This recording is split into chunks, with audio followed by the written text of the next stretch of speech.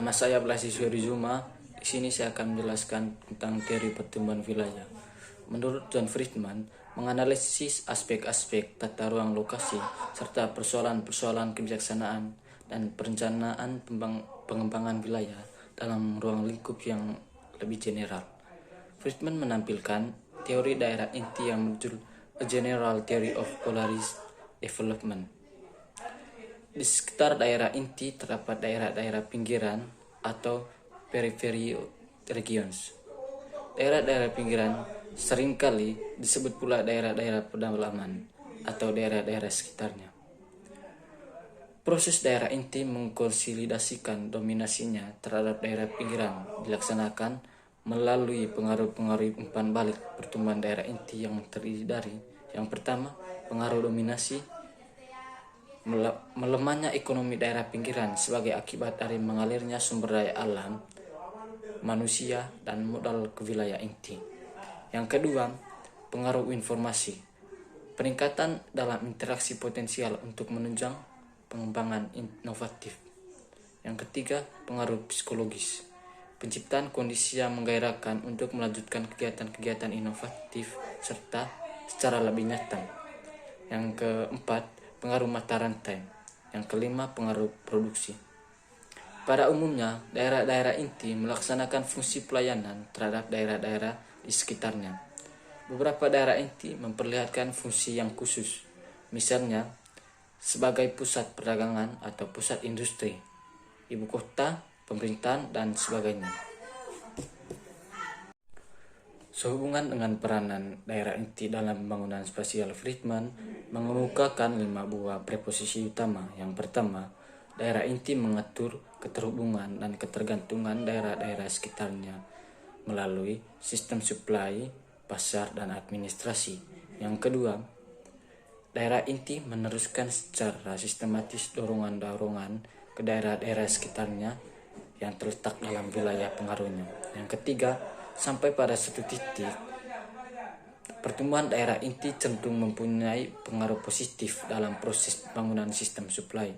Yang keempat, dalam suatu sistem spasial, hierarki daerah-daerah inti ditetapkan berdasar pada kedudukan fungsionalnya. Masing-masing meliputi karakteristik-karakteristiknya secara terperinci dan prestasinya. Yang kelima, kemungkinan inovasi akan ditingkatkan ke seluruh daerah sistem spasial dan dengan cara mengembangkan pertukaran informasi.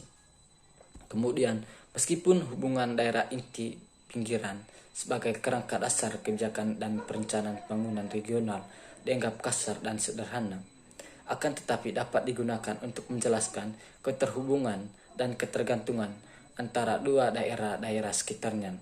Kemudian, Friedman dikembangkan klasifikasinya daerah inti dan daerah pinggiran menjadi daerah metropolitan, poros pembangunan, daerah perbatasan, dan daerah tertekan. Kemudian saya akan menjelaskan materi yang kedua, ekspor bisnis model. Inti dari ekonomi basis atau ekonomi bisnis model adalah bahwa arah dan pertumbuhan suatu wilayah ditentukan oleh ekspor wilayah tersebut. Ekspor tersebut berupa barang-barang dan jasa termasuk tenaga kerja.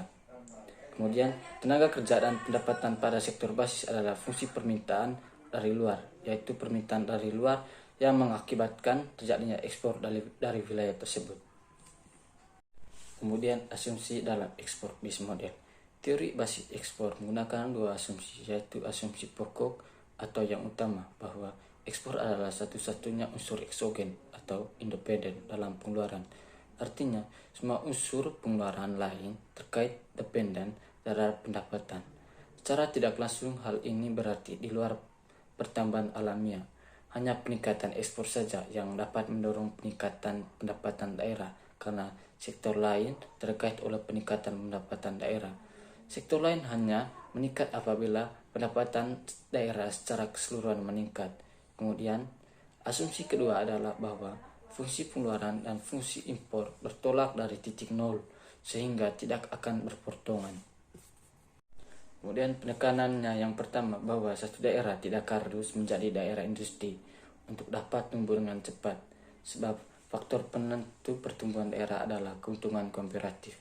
Yang kedua, pertumbuhan ekonomi suatu daerah akan dapat dimaksimalkan bila daerah tersebut memanfaatkan keuntungan komparatif yang dimiliki menjadi keuntungan basis ekspor. Yang ketiga, ketimpangan antara daerah tetap sangat besar dipengaruhi oleh variasi potensi masing-masing daerah. Kemudian untuk kelebihan teori basis ekspor, yang pertama, kontribusi yang besar dalam pengembangan wilayah. Yang kedua, mengandalkan kegiatan ekspor sebagai dasar pertahanan dan pertumbuhan wilayah. Yang ketiga, menjadi peranan penting dalam sektor dasar dan sektor pertumbuhan wilayah. Kelemahan dari teori basis ekspor, yang pertama, terdapat kesulitan dalam mengukur dan membedakan antara kegiatan-kegiatan dasar dan kegiatan non-dasar. Kemudian yang kedua, menjadi kelemahan mendasar jika ditinjau dari kerangka teoritik ketika membagi struktur perekonomian ke dalam dua sektor. Yang ketiga, tidak realistis ketika membagi wilayah-wilayah ke dalam dua bagian, karena menjadi dasar akan terjadi kesalahpahaman dalam proses analisis. Yang keempat, karena sumber pertumbuhan wilayah terletak pada perubahan yang berasal dari luar, yaitu permintaan terhadap ekspornya, maka penawaran tenaga kerja akan dianggap elastis sempurna, sedangkan kenyataannya tidak demikian. Sekian dan terima kasih.